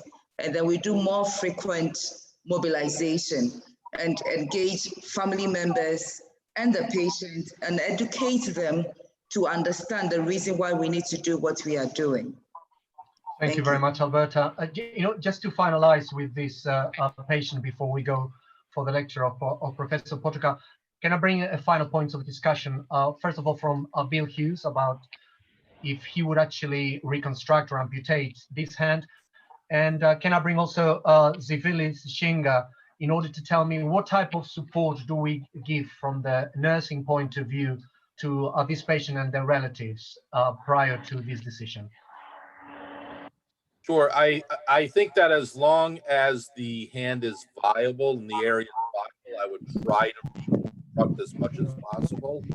If there was no feeling or no movement, amputation may end up being the better option. And it's sometimes difficult for vessel reconstruction because many times the electricity travels up the vessel and can cause a lot of necrosis further up than where you would normally do your reconstruction. So you would have to give it some time. But yes, I would definitely try to, if it's viable, to try to save as much tissue as possible.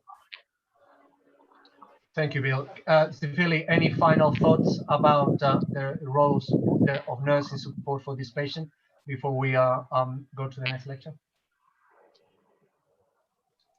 Yes, as nurses will continue monitoring this patient, especially the secretion, like the urine output, just to make sure that this patient should not develop renal failure. So we check the BPs, also be checking the capillary fluid, the fingers, just to check if the secretion is well enough. Apart from that, the normal vital signs like BPs, temperatures.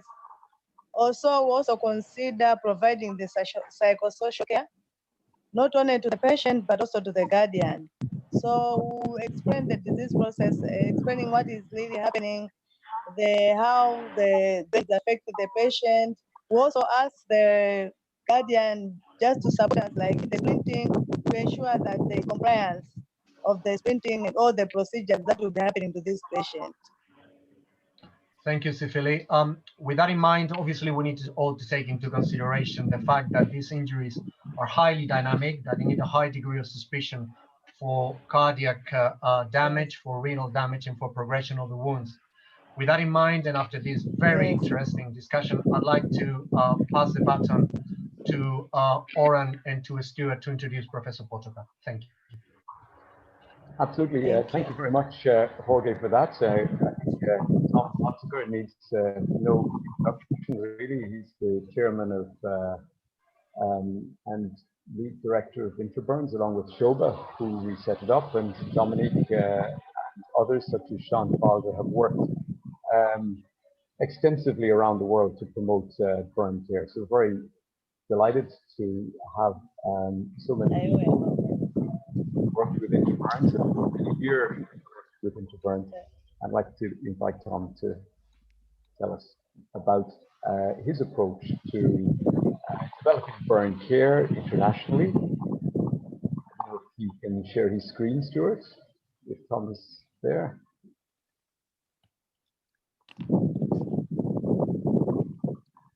Of course, one of the other things that I know Tom has been involved with is developing a global burn registry, and I think it's a very useful thing to promote. Once again, it's each institution has to apply, as I understand it's run by the World Health Organization, and they will collect data in a structured format which will allow you to compare to peers within your own country and potentially give you an idea of how your service compares with other international burns units or burn centers. So, Tom. Thanks very much. Is it possible to share the screen, Stuart?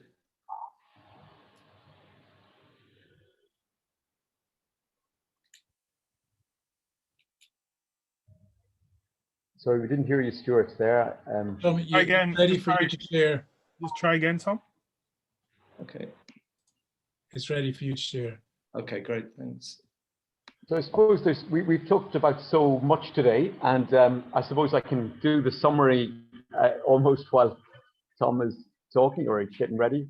One thing we didn't talk perhaps so much about was the psychosocial support, and that wasn't that we meant to give it less emphasis, but rather that we got so had such a good discussion about other aspects of the patient journey. Thanks, Tom. Thanks very much. So yes, I'd just like to really go through fairly briefly the approach that we've taken in Interburns over the years, and really a brief introduction, and then to take you through some of the educational and training resources that we have available. So the way we've done this is basically through linking standards to evaluation and to training. So the first part of the process was developing international consensus standards, and then from that developing a participatory approach to a service evaluation so they could evaluate themselves against these standards, and then create a comprehensive education and training portfolio to sort of fill the gaps there. And that's together is what we call a comprehensive integrated approach to both capacity building and quality improvement in burn care and prevention. Sorry, it's not moving on to my next slide. There we go. So just starting then with the standards part. So we did this through 30 participants from around the world, came together in Nepal in 2012, and we went through what the standards should be for basic and intermediate and advanced level burn services within a low resource environment. And there was professionals from surgery, nursing, critical care, psychology, A&E, education and training and research, etc. And that was then published in this report, which is available as a download from our website for those who want to see it. And that basically talks about what the equipment, what the facilities, what the activities, staffing, etc. should be at these different levels, basic, intermediate and advanced. So with respect to that, we then looked at, okay, if those are the standards, how does a service that's delivering burn care know where it sits? How can it benchmark itself against these standards? So over a period of some years and with colleagues from across the globe, we developed a participatory service evaluation tool. And what this enables is that a burns team can themselves evaluate their service, so they own the process. And it's important that this is not just looking at what they can do, which we would, or what they're capable of, because that doesn't necessarily mean what they actually do. The capability perhaps says what in theory could happen, but not what actually happens. So we look at capability, but we then also look at delivery, what actually is done, and then also try and look at outcomes. And then perform gap analysis between these to then develop a tailored improvement program for each service. And this has been done over 14 services in Nepal and Bangladesh over a 6-year period, and I'm glad to say showed improvement in all 14 services using this specific approach to it. And just before I come on to the actual training portfolio we have, this is the sort of 10 themed areas. So this is the scoring, if you like, that a service gets when it evaluates itself. And this is leads to what we call a quality improvement scorecard. Here you see on the left all the 10 themed areas, so things around service activities, surgery, rehabilitation, assessment, nursing, etc. They're all scored, and then on the right, you won't see the actual detail, but it highlights where the gaps are. So what are the issues that are missing that mean that surgery scores 5 out of 10 rather than 10 out of 10, etc. So you end up with a very simple scorecard, which then the whole service works with together, that identifies the gaps in your service and looks at ways that you can try and address these. So with that sort of general approach, which obviously is, is quite a lot more complex than that, but just to give some background, we've then developed a comprehensive training portfolio. And in sort of, these are the headline titles, and then I'll briefly go through each of them. So community-based burn care and prevention, basic burn care, essential and advanced burn care. Those are our sort of core programs. Then we have specific ones such as burns in conflict, of psychosocial care. We have the training centers, of which Shobha is the director of the one in India, of a YouTube channel, and then non-clinical programs are very much focusing on implementation and improvement science. So just taking each of those briefly in turn, the ones in green are the ones that are also available as online learning, open access online learning. So community-based burn care and prevention, this is aimed, as it says, at the community, so not at healthcare professionals, but it's at the actual community. And currently this is only being delivered in Nepal as part of a program we have. And on the right of the screen there, you can see that's in Nepalese, but it says Jalan, and this is a journal that they bring out 4 times a year, which is interviews with burn patients, that talks about any accidents that have happened, that talks about the patient journey, interview with nursing staff, etc. And that's distributed in the 3 local communities where this program has been taken and being used. And on the left, this was just an example of some work looking at patient referrals and taking what was quite a complex community survey and putting it into a fairly simple infographic, which can then be shared with the local community to try and get them to understand something about the epidemiology of burns, why they happen, what happens to patients, etc. This approach, using this community-based approach, was used in 3 regions of Nepal. And I'm pleased to say that pre-intervention, the number of burn injuries was, in one area, it was about 26 per year, and in the other 2 areas, 8 and 7 respectively. And since the intervention, there have been no burn injuries in any 3 of those regions. So a very successful program from that point of view. Basic burn care is aimed at primary healthcare workers. So this is aimed at a level where there's no inpatients, only outpatient management. And you can see here, there's 4 domains. The first one is first aid. So this talks about appropriate first aid, and particularly around the challenges and limitations of first aid. You can see it's a mixture of of exercises and interactive groups. And then there's around assessment of depth and surface area, recognizing infection, etc. And then management in terms of analgesia, wound care, infection prevention, some basic rehabilitation, referral, discharge, follow-up, and a little bit about prevention. So this is aimed at non-burn professionals who are managing outpatient burns. Currently, this is being delivered in Nepal, in the Palestinian territories, and Ethiopia. Then we have essential burn care, which has been delivered for a long time now in many countries. And this is really for those non-specialist services that admit burns patients, but they're not specialist burn services. So this covers everything really from immediate management through to nursing care, rehabilitation, the basics of surgery, etc. It's been delivered in many, many countries around the world, and is also available as an online learning platform, although clearly it's not as much detail as in the face-to-face. There's a 200-page manual that goes with that, which is very much tailored towards the low resource environment in terms of the information in it, the images, etc. And it focuses very much on not just knowledge, which is highlighted in green, but also action. And at the end of each chapter, it highlights these things. And as I say, it's also available online, open access. Advanced burn care, we have rehabilitation, nursing and surgery currently. And these are 5-day programs, very interactive.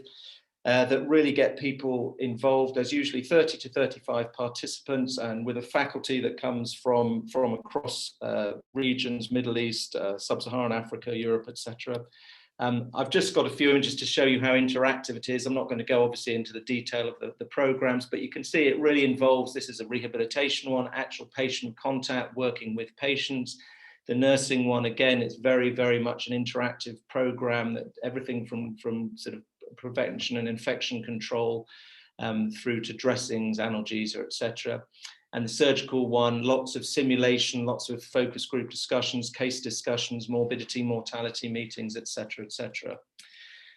Then we have specialized programs such as burns in conflict, and these have been delivered for Médecins Sans Frontières, and also on behalf of the World Health Organization for Northern Syria. And these focus specifically on the problems of managing burns in a conflict scenario. Psychosocial care is a new program that has just been developed. We're waiting to deliver it. It was supposed to be have been delivered in West Bank and Gaza this summer, but obviously because of COVID, it's been delayed.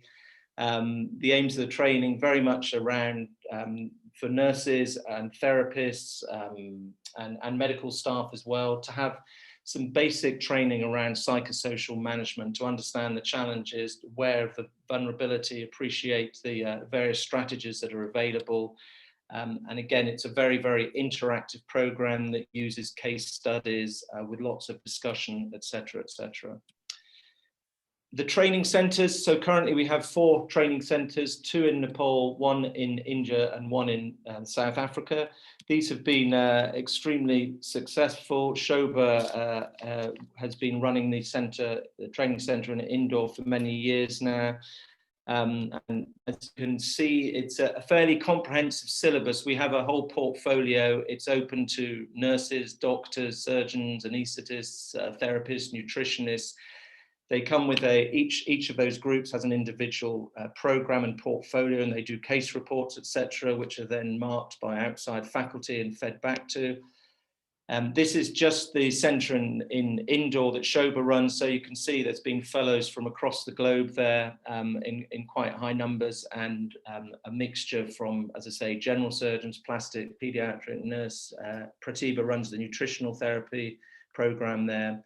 So this is a very, very effective program, which we've expanded, as I say, to other countries now. We have a YouTube channel, and this has a number of videos on it, particularly around splinting, positioning, etc. A whole series of those, but also some other things, and we're adding to these on a fairly regular basis. And again, these are all available through the website.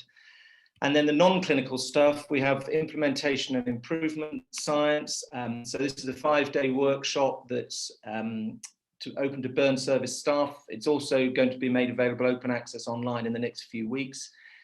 Part 1 is really about the basic knowledge of and the tools used in implementation and improvement science. And the second part is basically taking people through a worked example, and then they have a template at the end. And we were supposed to be running that in Jordan this year, but again, because of COVID, we've moved it to online.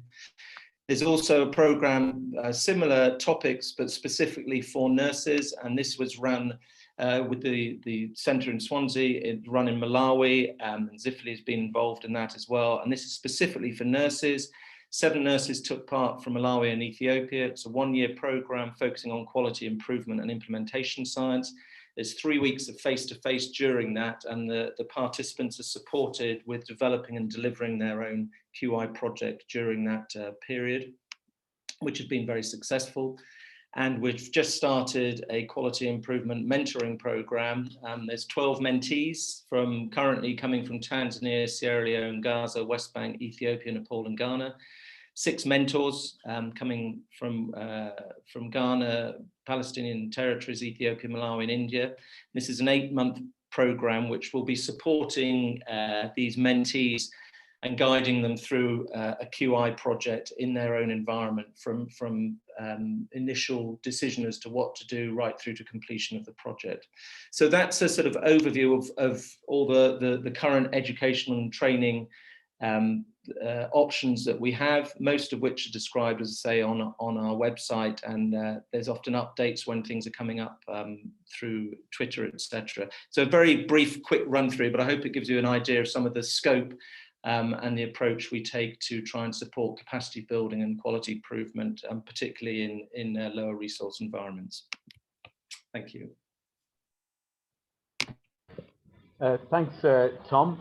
Before I hand over to Stuart to round up today's meeting, I'd like to thank everybody for taking part. All of the participants, we've had over 300 at one point, and all of the faculty. I think what's come across from today's discussion is how, to be truly effective and impactful, we have to approach burn care from a multidisciplinary point of view. And I'm delighted that we've had so many colleagues from around the world to join us. We've heard from Dominique, Michelle, Cecilia, and Nicole, putting the patient at the center of care, using wound toilets, simple dressings, focusing on ensuring the patient is comfortable using appropriate agents. And we've heard from Prabitha about the strategies that she uses to address nutrition in burns, and how that gets modified during the patient's course. Ram has been central to guide us on the fluid management and the anesthetic needs. And of course, Sarah and Alberta have guided us with regard to how the joints must be protected through safe immobilization, and the role for early tracheostomy, but certainly for wound toilets and positioning of the patient to ensure that risks of inhalation injury are minimized. Shobha, Bill, Adeline, Raja, and Apoku all gave tremendous insights to the surgical management of burn injury. We heard from many of the panelists that Adeline, the importance of resuscitation, and from Shobha, the importance of nutrition with regard to managing these patients. And of course, the use or not of tracheostomy, the role for intubation of patients who've got inhalation injury. And a little gem from Raja that we need to have a grafted neck before we can safely place a skin graft through it. I would like to thank everybody for participating. Tom gave us a great talk at the end, and my colleagues Nadine, Stuart, and Jorge, particularly my co-chair today, have been instrumental in making today a success. The questions keep on coming in. I don't know the answer is a very good question about how do you manage a pregnant patient. I think we simply manage them in the same way as we do everything else. There will be specific concerns. We may use early scanning to monitor the course of the pregnancy. So we will have a continuation of this series. Hopefully you'll be able to join us on the 13th of November, I believe is the date, for management of burn metabolism. So thank you today, Stuart. Thanks very much to my colleagues Oren and Jorge for a great job of chairing that, and I'd like to extend my huge thanks to all the panelists. As I said, you're all people who I chose because I think your educational activities that I've seen before have been superb and outstanding. And I'd particularly like to thank Tom for sharing us Interburn's educational portfolio with us, because we have a big audience here, and I would commend to all of that audience the quality of those educational activities and suggest that you look into those.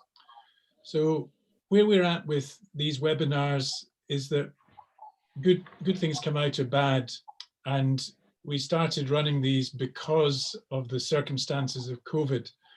And I think that's actually created a good thing in that we have this potential for all of us to communicate all around the world.